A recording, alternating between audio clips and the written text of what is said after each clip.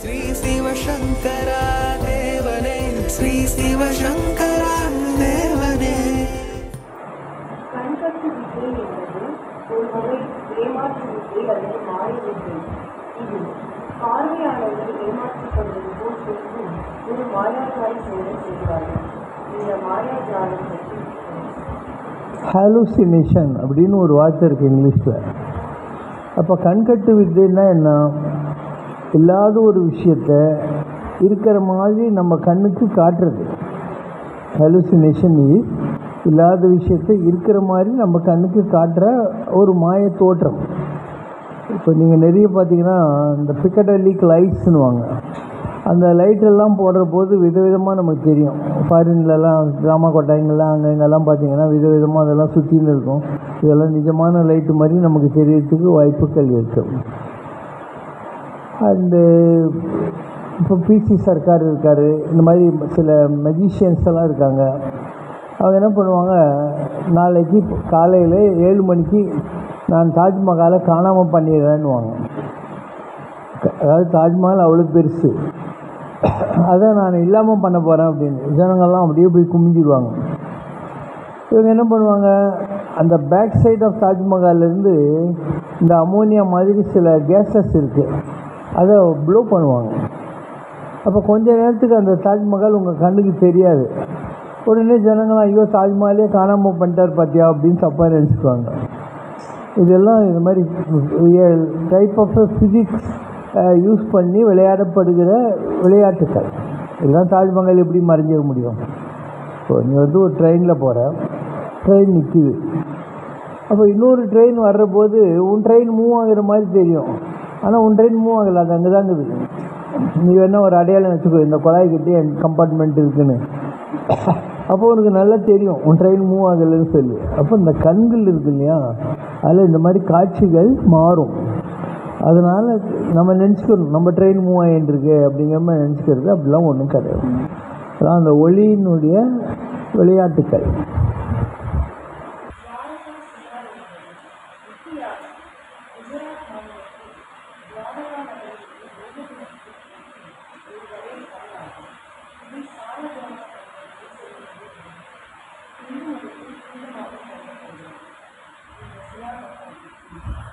சிலா அப்படின்னா கல்லுன்னு அர்த்தம். ஸ்டோன், அதான் சிலா அப்படின்னு. திருப்பதி போகிற வழியில் நீங்கள் பார்த்தீங்கன்னா சிலா தோரணம்னு ஒரு இடம் இருக்கும். ஸோ கற்களால் தோரணம் மாதிரி ஒரு அமைப்பு இருக்கும், அதனால் சிலா தோரணம்னு பேர். நேபாளத்தில் கண்டகி நதியில் இந்த மாதிரி கிடைக்குது. நேபாளில் போனவங்களுக்கு தெரியும். இப்போ இவங்க சொல்கிற திருப்பதி போகிற வழியில் இந்த மாதிரி கர்நாடகாவில் சில இடங்களில் கிடைக்கும். இதெல்லாம் என்னென்னா இந்த கல்லுங்க தண்ணியில் இருக்கும் இல்லையா, அது தண்ணியில் அடித்து அதில் சில வாட்டர் மார்க்ஸ் வரும். தண்ணி தொடர்ந்து அடிக்கிறதுனால அந்த கல்லுங்க மேலே சில வாட்டர் மார்க்ஸ் வரும். அந்த வாட்டர் மார்க்ஸு நம்ம கற்பனையில் நம்ம வந்து பெருமாள் பாதம், சிவலிங்கம், வில்லம்பு, சூலம் அப்படின்னு நம்மளாம் கற்பனை பண்ணிக்கிறது தான். நீங்கள் ஆஸ்திரேலியாலாம் போனீங்கன்னா அங்கே வந்து ஜீசஸ் லாஸ்ட் சப்பர்னுவாங்க. அங்கே கேவ்ஸ் இருக்கும். அந்த கேவ்ஸில் ஜீசஸ் 12 பேர் உட்காந்து சாப்பிட்ற மாதிரி அவங்க they have the faith near என்ன ஊர் அது, பெர்த்து கிடையாது, சிட்னி, மெல்போர்ன், அங்கெல்லாம் அந்த மாதிரிலாம் இருக்குது. அமெரிக்காவில் சில ஊருங்களில் அந்த மாதிரி இருக்குது. இப்போ நம்ம ஊரில் பாதாள புவனேஸ்வர்னு ஒரு இடம் இருக்குது, நைனிட்டால் பக்கத்தில். அங்கே போனீங்கன்னா அவங்க சொல்லுவாங்க, இந்த சிவனுடைய ஜடை, பஞ்ச பாண்டவர்கள் இந்த இடத்துல உட்காந்துருக்காங்க, இந்த வழியாக போகிறாங்க, அந்த வழியாக போகிறாங்க. இதெல்லாம் மேகத்தை நம்ம பார்க்குறோம். அந்த மேகத்தில் நம்ம பார்வைக்கு அது யானை மாதிரி தெரியலாம், பிள்ளையார் மாதிரி தெரியலாம். வெள்ளைக்காரன் எந்த பிள்ளையாரை கண்டான், அதனால் அவனுக்கு அது பிள்ளையாராக தெரிய வேண்டிய அவசியம் கிடையாது. அவனுக்கு எது புரியுதோ அந்த மாதிரி அவன் அதை கற்பனை பண்ணிக்குவான். It's a question of our own wishful thinking, our own visions. அவ்வளோதான்.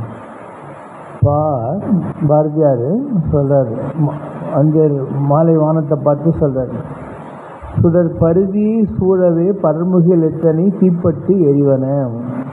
சூரியனை சுற்றி மேகமெல்லாம் பற்றி எரியுது. நிஜமாக பற்றி எரியுதா? அந்த ரெட் சன்செட்டில் மேகங்கள் தனித்தனியாக தான் இருக்கும்.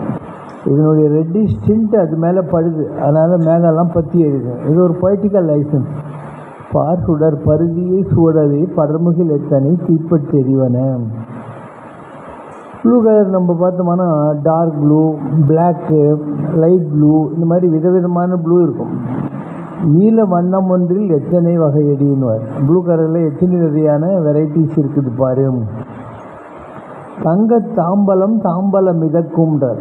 ஆகாசில் தங்க தாம்பாலெல்லாம் மிதந்துட்டுருக்கு.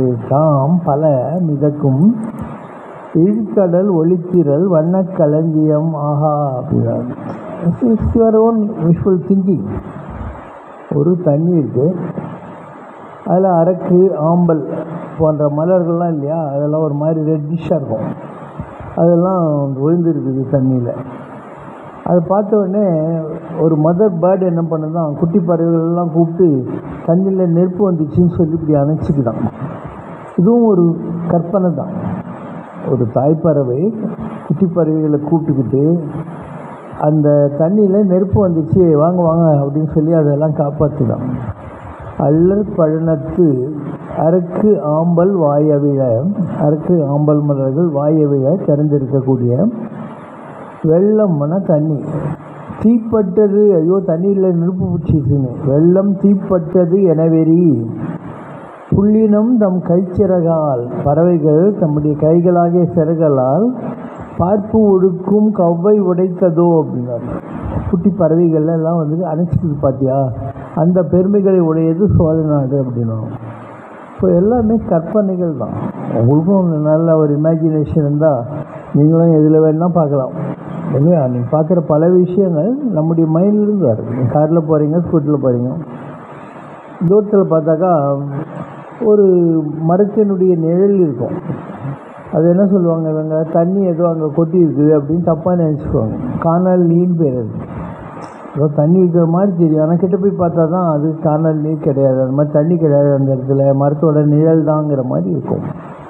ஸோ இயற்கையில் இருக்கிற எத்தனையோ விஷயங்களை நாம் பார்த்து நம்முடைய மைண்டுக்கு வர்ற மாதிரியாக நம்ம புரிஞ்சுக்கிறோம். அவ்வளோதான். நிஜம் அதெல்லாம் கிடையாது. மேகங்கள் எப்படி இருக்குன்னு யாருக்கு தெரியாது. அது பாட்டுக்கு அது இப்போ ஒரு ஷேப்பில் இருக்கும், 2 நிமிஷம் கழித்து வேறு மாதிரி ஆகி போயிடும். அது நமக்கு பிள்ளையார் ரொம்ப பழகிறதுனால எந்த இதை பார்த்தாலும் பிள்ளையார் மாதிரியே தெரியும். சுற்றி வளைச்சி அந்த பிள்ளையாருடைய ஷேப்பு அப்படி தான் தெரியும். So all this are for our imagination.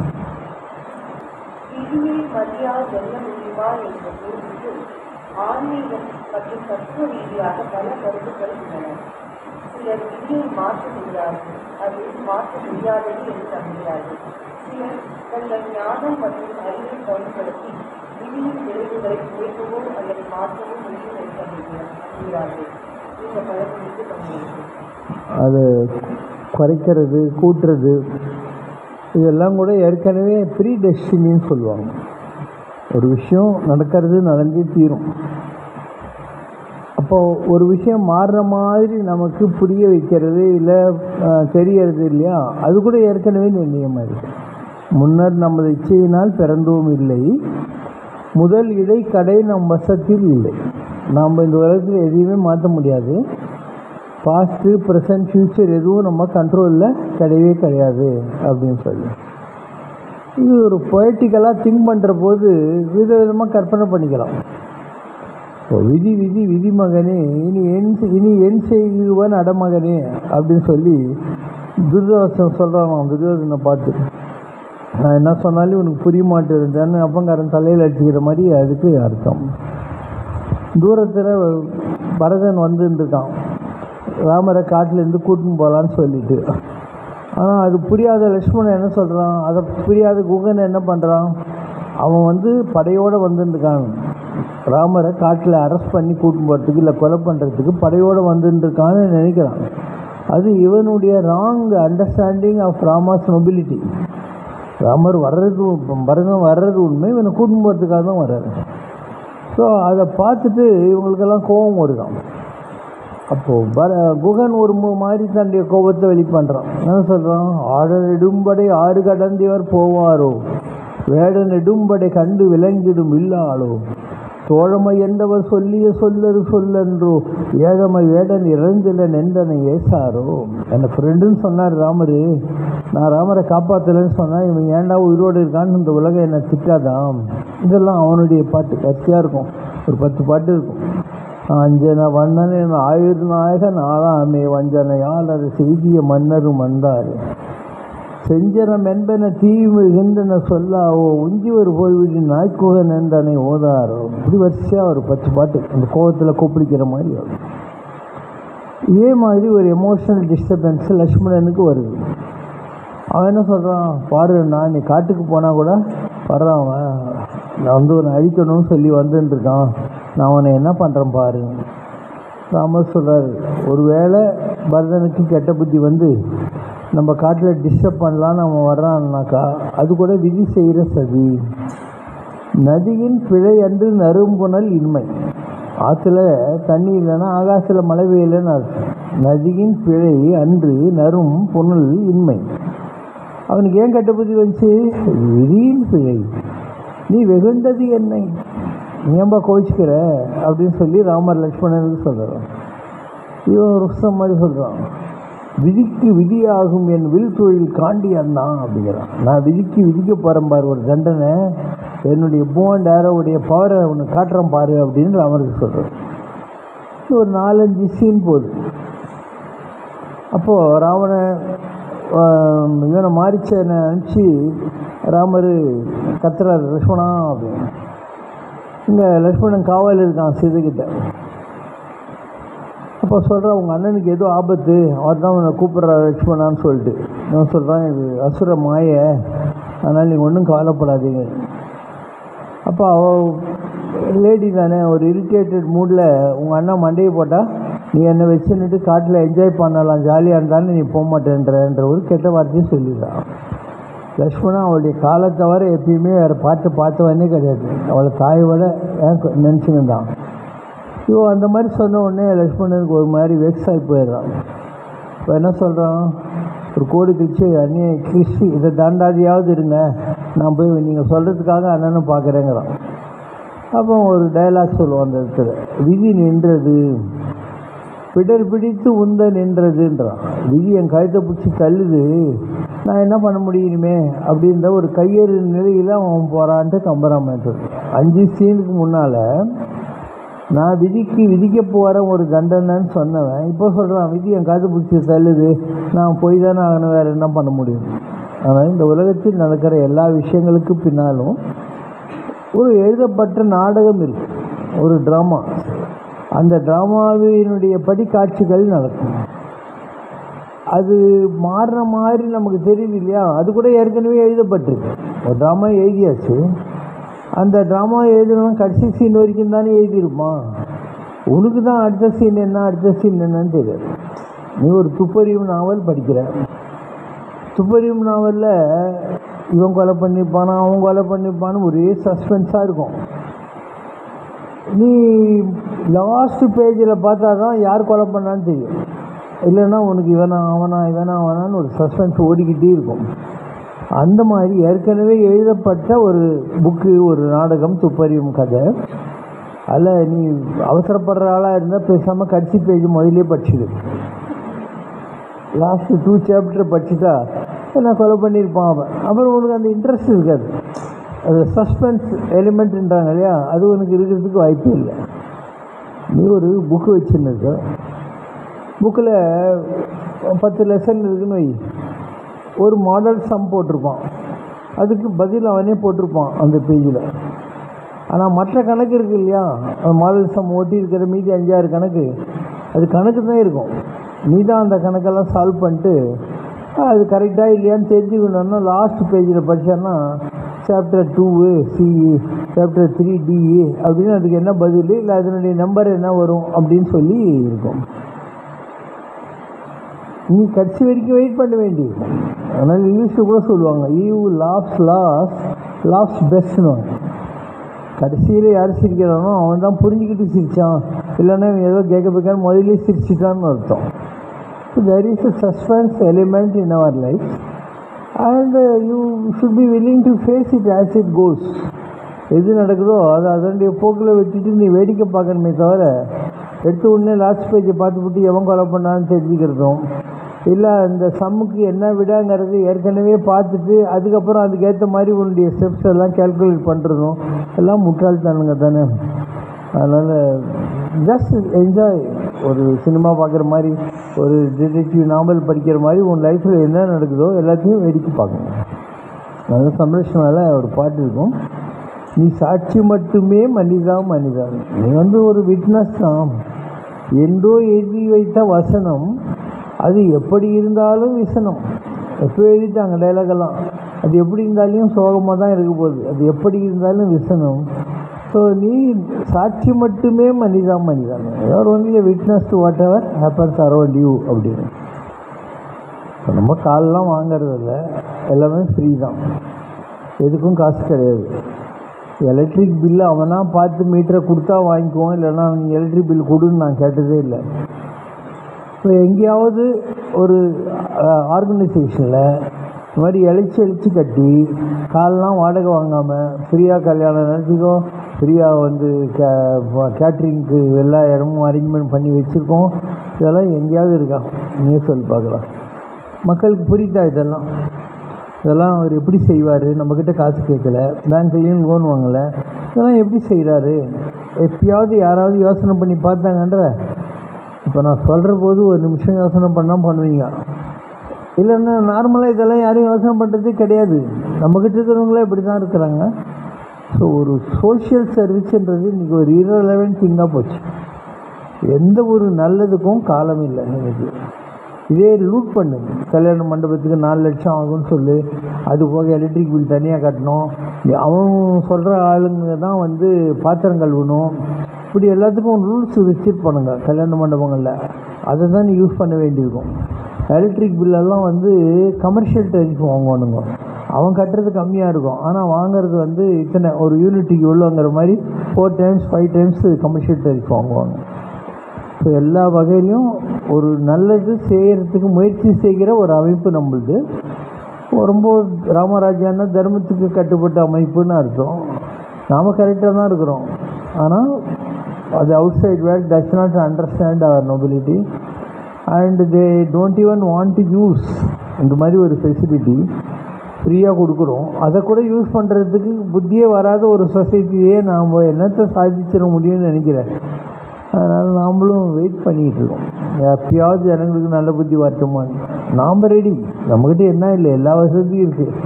ஒரு பாட்டு இருக்குது, கோரிக்கை அற்றி கிடக்குதன்னே வேலில் பழுத்த பலா அப்படின்னா.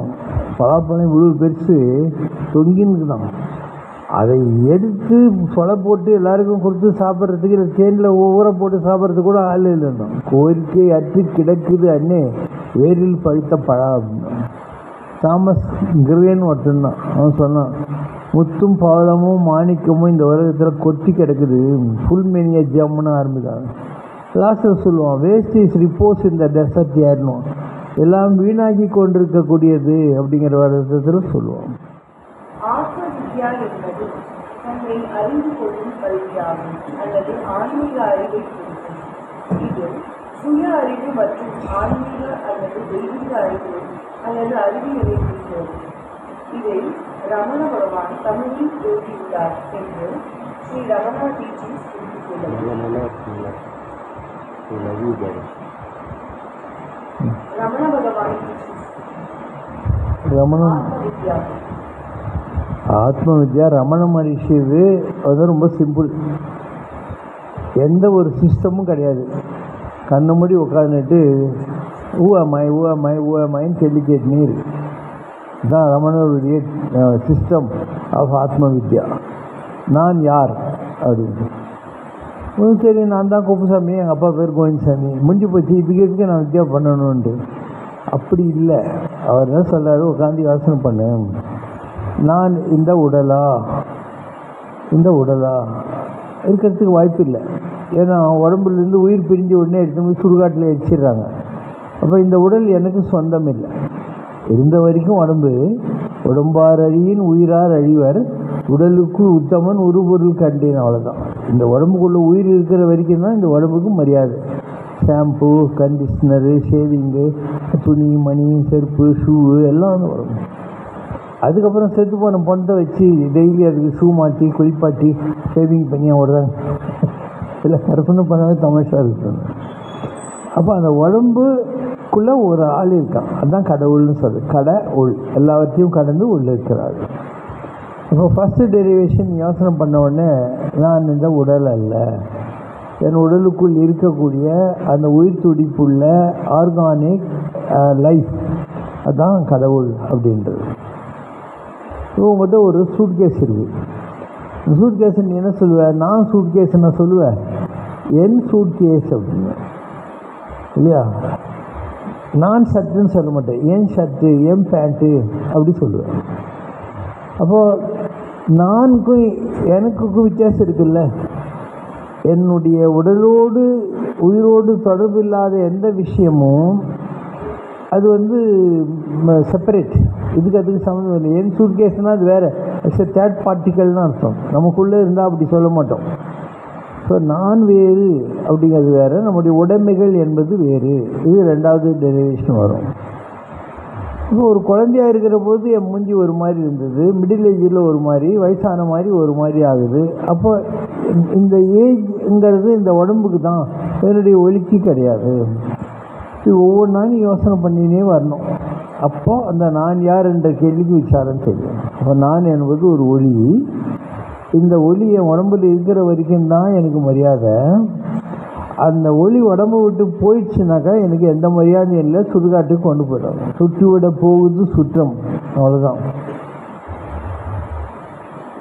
அப்போ இந்த டெரிவேஷன் உனக்கு புரிஞ்சதுன்னா இந்த உலகத்திற்கு எல்லாருக்கும் அதே தான் டெரிவேஷன். நமக்கு என்னவோ அதே தானே மற்றவங்களுக்கும். அவங்களும் உடல்கள் அல்ல. இப்படி ஒவ்வொன்றா யோசனை பண்ணி போகிறது. அதனால் ரமணருடைய சிஸ்டம் என்ன சொல்லுது? அன்ன விசாரத்தை விட ஆத்ம விசாரம் பண்ணுன்னு. அன்ன விசாரம்னா எந்த ஹோட்டலில் நல்லா சாப்பாடு, இதில் புளி உப்பு ஜாஸ்தி ஆகுது கம்மியாகுது, இதெல்லாம் ஆராய்ச்சி பண்ணுறது. அது அன்ன விசாரம். அன்னம்னா சோறு. ஆத்ம விசாரம்னா இப்போ நான் சொன்ன பாஷை. அதனால் ஆத்ம விசாரத்தை செய்வதற்கு நான் யார் என்ற கேள்வி உதவும் அப்படிங்கிறது ரமணனுடைய வழிமுறைகள். எடுத்த உடனே நான் யாருன்னா புரிய போகிறது ஜனங்களுக்கு. சிம்பிளாக முடிஞ்சு போச்சு. நான் யாருன்னா mister Kuppusamy, son of so and so, எனக்கு 700 ஸ்கொயர் ஃபீட்டில் ஒரு ஃப்ளாட் இருக்குது, இல்லை வாடகை வீட்டில் நான் இருக்கிறேன், ஒரு 2 புள்ள குட்டிங்க இருக்குது, இது ஒரு முடிஞ்சு போகுது. அது கிடையாது. அதெல்லாம் உடம்பு சம்பந்தப்பட்ட விஷயங்கள். விட்டுவிட போகுது சுற்றம், சுற்றுவிட போகுது சுற்றம், விட்டுவிட போகுது உயிர். அதோட முடிஞ்சு போச்சு. அதுக்கு மேலே நான் என்னைக்கு இருப்பேன்?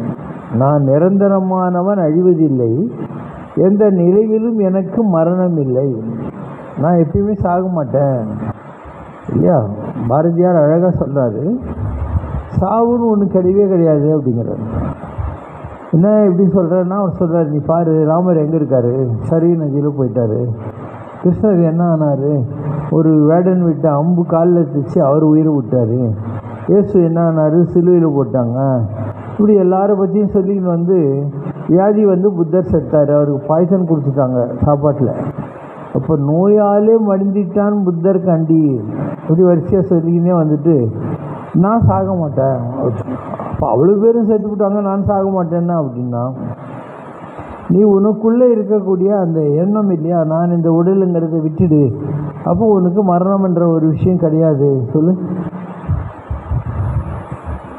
நோவாலே மடிந்திட்டான் புத்தன் கண்டீர், அந்தனாம் சங்கராச்சாரியன் மாண்டான், அதற்கடுத்த ராமானுஜனும் போனான், சிலுவையிலே அடியுண்டு இயேசு செத்தான், தீயதொரு கணையாலே கண்ணன் மாண்டான், பலர் புகழும் ராமனுமே ஆற்றில் வீழ்ந்தான், பார் மீது நான் சாகாதிருப்பேன் காண்பீர், மலிவு கண்டீர் இவ்வுண்மை பொய் கூறேன் யான், மடிந்தாலும் பொய் கூறேன் மானுடர்க்கே, நலிவுமில்லை சாவுமில்லை கேளீர் கேடி நாணத்தை கவலையினை சினத்தை பொய்யை அச்சத்தை வேட்கைகளை அழித்து விட்டாய்.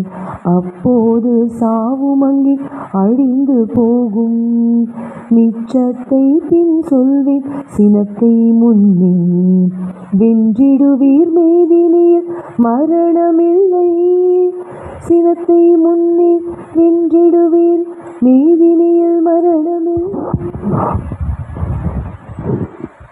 இப்போ அழிவு என்பது இந்த உடலுக்கு இருக்கும். ராமர், இயேசு, புத்தர், கிருஷ்ணர் யாராக இருந்தாலும் இருக்கும். அப்போ மரணத்தை வெல்கிற வழி என்ன அப்படிங்கிறத நான் உங்களுக்கு சொல்கிறேன் பாருங்கள் அப்படின்னு பாரதியோட பாட்டு இது. பாம்பன் சுவாமி என்ன சொல்கிறாரு? மரண பிரமாதம் நமக்கு இல்லையாம். பிரமாதம் என்னன்னா பயம்னு அர்த்தம். ஸோ எனக்கு கிடையவே கிடையாதுங்கிற வார்த்தையை அவர் சொல்கிறார். இப்போ சிவசங்கர் பாபா இருக்கார். I already hate death. அதாவது நார்மலாக வழக்கில் என்ன சொல்லுவாங்க, முன்ன பின்ன செத்துருந்தா தானே சுடுகாடு தெரியுவாங்க. அப்போ நான் முன்ன செத்துட்டாள், அதனால் எனக்கு மரணத்தை பற்றி பயமே கிடையாது. நீ என்ன கொண்டு போய் எங்கேயாவது மகேந்திரகிரி காட்டில் கரடிக்கு போட்டியாக விட்டால் கூட நான் பயப்படவே மாட்டேன். உனக்கு பயம் இருக்கும், ஏன்னா உனக்கு டெத்துன்றது இன்னும் என்னான்னு தெரியல. You don't know what is death, so you are always afraid of death. ஸோ இங்கிலீஷில் ஒரு நல்ல கவிதை இருக்குது, நைட் அண்ட் டெத் அப்படின்னு. அது எழுதின ஆள் பேர் ஆலிவர் பிளாங்கோ ஒயிட். அவன் என்ன சொல்கிறான், முதல்ல இந்த உலகத்தில் ஒருத்தன் வந்தான் இல்லையா, அவன் நட்சத்திரங்களை சூரியனை பார்த்தான், வெளிச்சத்தெல்லாம் பார்த்தான். அப்போ அந்த மாலை நேரம் வர அவனுக்கு பயமாச்சு, என்ன ஆக போதோ தெரியலையே. ஏன்னா அவனுக்கு அதை பற்றி ஒன்றும் தெரியாது. மாலை வந்த உடனே ஆகாசில் சந்திரன் வந்துச்சு, நட்சத்திரங்கள்லாம் வந்துச்சு, குழுன்னு ஆகி போச்சு. இந்த வெயில் தகிக்கிற அனுபவங்கள்லாம் முடிஞ்சு போச்சு. அவனுக்கே தெரியாமல் பார்த்தாக்கா பறவைகள், விலங்குகள் எல்லாம் ஓஞ்சி போய் தூங்க ஆரம்பிச்சிச்சு. இவனுக்கும் ஒரு கொட்டாய் வந்துச்சு, இவனும் தூங்கிட்டான். திடீர்னு மூஞ்சி மேலே எதுவும் சுள்ளுன்னு அடிக்குதுன்னு பார்த்தா மறுநாள் வந்துச்சு. அப்போ அவன் நினச்சானா, எனக்கு அந்த வெளிச்சத்தை பற்றி ஒன்றுமே வெளிச்சத்தை பற்றி தான் தெரியும், இருட்டை பற்றி ஒன்றும் தெரியாது. அதை நினச்சி நான் பயந்துட்டு இருந்தேன். அந்த இருட்டு நான் தூங்கி முழிச்சு மறுபடியும் வெளிச்சம் வந்தோடனே தான் எனக்கு தெரியுது, நான் அறிந்து வைத்திருந்த டே டைமை விட நைட் டைம் நல்லா இருக்குது. உலகம் பூரா அமைதியாக இருக்குது, எல்லோரும் தூங்குறாங்க, நல்ல கிளைமேட்டு, குழுன்னு இருக்குது அப்படின்னு சொல்லிட்டு அவன் சொன்னான். இந்த வெளிச்சம் நம்ம ஏமாற்றியது போல் இந்த வாழ்க்கையை நம்ம ஏமாற்றி கொண்டிருக்கிறதுன்றான். If light can thus deceive wherefore not life. இந்த வெளிச்சம் நம்ம ஏமாற்றி குழப்புகிற மாதிரி இந்த வாழ்க்கை என்ற வெளிச்சம் நம்மளை ஏமாற்றிக்கிட்டு இருக்கு. அதனால் நீ ஒரு தடவை செத்து பார்த்தா தான் உனக்கு இதெல்லாம் புரியுங்கிறாங்க. அப்போ செத்து போன பின்னால் என்ன, நீ நிஜமாகவே நைட்டில் தூங்கி எந்திரிக்கிறீங்களே, அந்த மாதிரி ஒரு அனுபவம் வரும். அந்த அனுபவம் வந்த பின்னாலும் உனக்கு பயமே இருக்காது. சிவசங்கர் பாபாவுக்கு மரணத்தை பற்றி கவலையே கிடையாது. ஏன்னா I understood death is more beautiful than life. வாழ்க்கையை விட மரணம் என்பது ரொம்ப நல்ல விஷயம் அப்படிங்கிறது அனுபவமாக தெரிந்து கொண்டேன். அப்போ சாகிறதுன்றது எதுவும் கிடையாது. நாம் இந்த உடம்புலேருந்து உயிரை வெளியே எடுக்கலாம், வேணும்னா இந்த உடம்புக்குள்ளே திருப்பியும் போகலாம் வரலாம் என்ற மாதிரி ஒரு வீடு மாதிரி தான் இந்த உடம்புன்றது. இந்த வீட்டில் இருந்து நீ வேறு வீட்டுக்கு போகலாம், இல்லை இந்த வீடு உனக்கு பிடிச்சிருந்தா இதையே நீ பெயிண்ட் அடிச்சுட்டு உட்காந்துக்கலாம் திருப்பியும். அவ்வளோதான் வாழ்க்கை. அதனால் மரணம் பயப்படுறதுக்கு ஒன்றும் இல்லை, வாழ்க்கையை பார்த்து சந்தோஷப்படுறதுக்கு ஒன்றும் கிடையாது. நம்ம எதிரில் எவ்வளோ பேர் சாகிறத பார்த்த உடனே நம்ம டென்ஷன் ஆகிடுறோம். டென்ஷன் ஆகிறதுக்கு ஒன்றும் கிடையாது. நம்மளை விட அவங்கெல்லாம் சந்தோஷமாக இருக்காங்க. இங்கிலீஷில் நிறைய புக்ஸ் இருக்குது. எம்ப்ரேஸ் பை லைட் அப்படின்னு ஒரு புக்கு பை பெட்டி ஜோன்ஸ். அது she dies and goes to the celestial world, understand what is death. Then God says, you have come here prematurely, go back. Suddenly ஒரு hospital பெட்டில் உயிரோடு வந்துடுறான். இதெல்லாம் அவருடைய அனுபவங்கள். Then she goes to each church and talks about her experience. மரணம்னா என்ன ஏது அப்படின்னு சொல்லிட்டு she becomes a preacher. இது எவ்வளோ பேர் இறந்துருக்காங்க. இறந்து மேலே போயிட்டு அங்கே இருக்கிறதெல்லாம் பார்த்துட்டு திருப்பியும் பூமிக்கு இந்த உடம்புக்குள்ளே வந்திருக்காங்க ஹாஸ்பிட்டல் பெட்டில். அதுக்கப்புறம் அவங்க லைஃபே மாறி இருக்குது. God had a purpose for them அப்படிங்கிற மாதிரி. ஸோ டியூஸ்டேஸ் வித் மோரிங்ஸ்னு ஒரு புக்கு. அதில் அவன் சொல்லுவான், மோரிங்ஸ் என்றாலும் ஒரு school retired teacher. You will call any one can come to me and I will give my life experiences அப்படின்வான். அவனோட ஓல்ட் ஸ்டூடெண்ட் ஒரு தம்புவான். சொல்கிறான், the best way to enjoy life is understand that you will die அப்படின்வான். இதான் lesson 1. The best way to enjoy life is to understand that you will die. புரியலையேன்னுவான். Go near that window அப்படின்னா. இந்த விண்டோவை திறந்து பார்க்குறான். What did you see now? The sky, the sun, the meadows, the birds, the animals, the green, இதெல்லாம் பார்க்குறேன். இதெல்லாம் நீ முன்னால் பார்த்தியான்றான். Have you ever noticed all these things? Because you are sure that you are going to live. கூட்டம் அடிச்சுன்னு உட்கார போகிறேன்னு உங்களுக்கு தெரியும். ஆனால் இதெல்லாம் நீ பார்க்கவே இல்லை. இப்போ நான் செத்து போவேன்னு எனக்கு தெரியும். ஆனால் நான் ஜன்னலை திறந்து வச்சு ஈஸியாக உட்காந்து இதெல்லாம் என்ஜாய் பண்ணிக்கிட்டே இருக்கேன். அதனால் த best way to live is understand that you tie. அப்போ தான் உனக்கு இதில் ஒர்த்து தெரியும் அப்படிங்கிற வார்த்தை சொல்லுவோம். இது நிறைய விஷயங்கள் இருக்குது உலகத்தில் தெரிஞ்சுக்கிறதுக்கு. நமக்கெல்லாம் இதுக்கெல்லாம் நேரம் இல்லைன்னு நாம் நினைக்கிறோம். எதாவது அதுக்கப்புறம் பல் விளக்கணும் விளக்கலையோ அது நம்ம இஷ்டம். அதுக்கப்புறம் ஆஃபீஸுக்கு போனோம் வந்தோம் திருப்பி தூங்கணும் டிவி பார்த்தோம். என்னமோ வந்து செடிச்சோறு நிதம் தின்று பல சின்னஞ்சிறு கதைகள் பேசி மனம் வாடி துன்பமிக உழன்று கொடுங்கூற்றுக்கு இறையென பின் மாயும் வேடிக்கை மனிதன் என்றார். So we are all wasting God given intelligence, God given physical fitness. எவ்வளோ விஷயம் இருக்குது உலகத்தில். You can read a lot, you can visit so many holy places. Suppose you are not religious, you can visit all beautiful natural places. எவ்வளோக்கு தூரத்தில் Switzerland, Kashmir, குழு மணாலி எவ்வளோ இடத்துல அது எல்லாமாவது என்ஜாய் பண்ணலாம். எதுவும் பண்ண மாட்டீங்க. எழுதிங்க காலையில் டீ சாணி போட்டோமா ஆஃபீஸ் போனோமா வந்தோமா சாப்பிட்டோமா திரும்பி தூங்கிடுவோம். இவ்வளோ தான் நம்ம லைஃப் இல்லையா? எதுவுமே நம்ம பண்ணுறதே இல்லை. கடவுள் எதுக்காக இந்த உடம்பு கொடுத்துருக்கானோ அதை வச்சு இந்த உலகத்தை எவ்வளோக்கு எவ்வளோ நம்ம யூஸ் பண்ண முடியுமோ ரிலீஜியஸாகவும் பண்ணலாம், நான் ரிலீஜியஸாகவும் பண்ணலாம். எதுவும் யாரும் பண்ணுறதே கிடையாது. எல்லாம் ஒரு ஷார்ட் சைக்கிள். சம்பாதிக்கணும், சாப்பிடணும், சாணி போகணும், செத்து போகணும். அவங்க குழந்தை குட்டிங்களுக்கு கல்யாணம் காட்சி இதை பற்றி யோசனை பண்ணிட்டு உட்காந்துருப்பாங்க. இவ்வளோதான் லைஃப்புங்கிறது. நாமளே ரொம்ப கருக்கி கொண்டு சுருக்கி கொண்டும் life is larger than life. அது புரியணும். இப்போ நான் இருக்கேன்னா நான் நிறைய பூஜை பண்ணிட்டேன். நீ எங்கே பண்ண? Yeah, I have gone 65 times to Sabarimala. I have had darshan of Kailash 11 times. I have seen all the temples and I have been doing puja every day for so many years.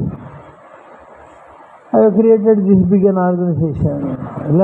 You are not think of any achievement which you can tell I have achieved this in சொல்கிற மாதிரி ஒன்றும் கிடையாது லைஃப்பில். And I have traveled all over the world, including Arctic, Antarctic, எல்லா கண்ட்ரியும் பார்த்தாச்சு. And I am a vegetarian. Whatever I could eat in vegetarian food, I have eaten. So எதுவுமே பஞ்சம் இல்லை. Dress I always wear decently இல்லையா? நிறைய dress இருக்குது. நான் நிறைய ட்ரெஸ் அப்பப்போ விற்றுக்கு சொல்லுவேன். இல்லை யாராவது ஹோம்ஸ்க்கெல்லாம் கொடுத்துருவேன். இல்லை யாராவது செக்யூரிட்டி அந்த மாதிரி ஆளுங்கள்லாம் கொடுத்துக்கின்னே இருப்பேன் நான். ஸோ எல்லாத்தையும் பார்த்துட்டு நான் உட்காந்து இருக்கேன். அப்போது எனக்கு என்ன பயங்குது? I have not miss my God given opportunity call life. என்ன நேரம் வந்தாலும் டாட்டா காட்டு போயிட்டே இருப்பேன் நான். Because I have finish with my mission on this earth. இதே மாதிரி உங்களால் சொல்ல முடியுமா? உங்களால் சொல்ல முடியாது. இல்லை, because you not achieve anything as yet. இதெல்லாம் யோசனை பண்ணி பார்க்கணும். அதுதான் ஆத்மா விசாரம் என்பது. அன்ன விசாரம் என்பது சோறு சாப்பிட்டு சாணி போட்டு செத்து போகிறது. ஆத்ம விசாரன்றது இப்போ நான் சொல்லிகிட்டு இருக்கிற விஷயங்கள் எல்லாம். உலகம் எவ்வளோ பெருசு, இதை எதுக்காக கடவுள் நம்மளை அனுப்பிச்சிருக்காரு, இதெல்லாம் யோசனை பண்ணி எல்லா கேள்விகளுக்கும் விடைகளை தெரிந்து கொள்வது. ஓகேவா?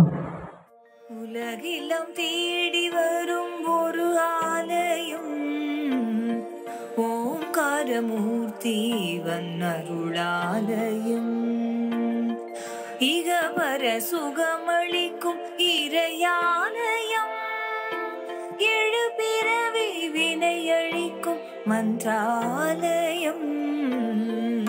உலகெல்லாம் தேடி வரும் ஒரு ஆலயம், ஓங்காரமூர்த்தி அருளாலயம், சிந்தைதனை கொள்ளை கொள்ளும் அன்பாலயம், சிவசங்கரவேனும் பண்பாலயம், வந்தவரை அரவணைக்கும் சரணாலயம், வரலாறு படைக்கின்ற அருளாலயம்.